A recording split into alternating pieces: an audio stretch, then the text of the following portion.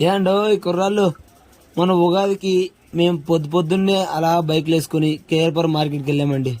అక్కడ మేము చేసిన హడావిడి, ఆ సరదాలు, ఆ హంగామా, మేము వాళ్ళతో బేరమాడిన విధానము, ఆ పద్ధతి, ఆ బైక్ల మీద అలా సరదాగా ఏం చేద్దామంటావు మరి? ఏం లేదండి, చూసేయండి. మేము కరోనా టైంలో ఫార్మింగ్ చేసాం కదా, మాకు ఈ మార్కెట్ చూడగానే ఆ ఫార్మింగ్ గుర్తొచ్చేసిందండి. అందుకే వెళ్ళామండి మార్కెట్కి సరదాగా అట్లా వెళ్ళి.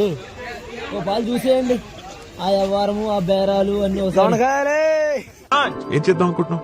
వ్యవసాయం చేద్దాం అనుకుంటున్నాం. అలా వెళ్ళొచ్చాక ఇలా రూమ్ పనులు మొదలు పెట్టామండి. అలాగా ఒక్కొక్క పనితో స్టార్ట్ డ్యూటీ రెండో పని చేయట్లా చూడండి వాడు. అలా మా రూమ్ లో పెద్ద మనిషి అలా మామిడాకులు తోరణానికి కూర్చాడండి. అవి కడుతుంటే మధ్యలో ఫోటో స్టిల్ కోసం ఇంకో పెద్ద మనిషి వచ్చాడండి. ఆ తర్వాత పొయ్యి మీద పొంగల్ పెట్టేసామండి.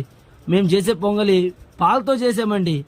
పాలు అందులోకి ఒక గడ్డ బెల్లం వేసేసుకొని తర్వాత బాగా తిప్పేసుకోవాలండి. అలా తిప్పేసుకున్న తర్వాత అంటే బెల్లం బాగా కరిగే వరకు తిప్పుకోవాలండి.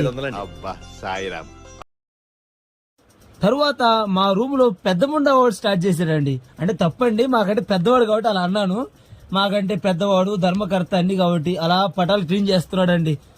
ఆ తరువాత ముగ్గురు ముత్తైదులండి ఉగాది పచ్చడి తయారు చేయడానికి అక్కడ కూర్చున్నారండి. చూసేయండి అక్కడ ఎంతమంది ఉన్నారు.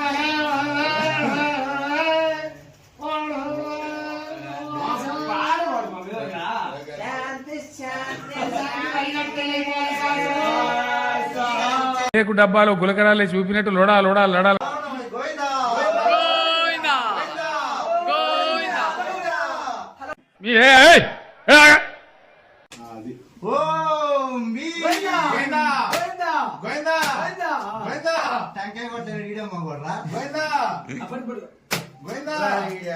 చూసారా గురువు గారు ఈ వేశారు?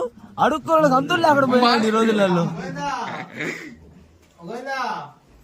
మీ బతుకులు చెడా, నీవో బతుకులా.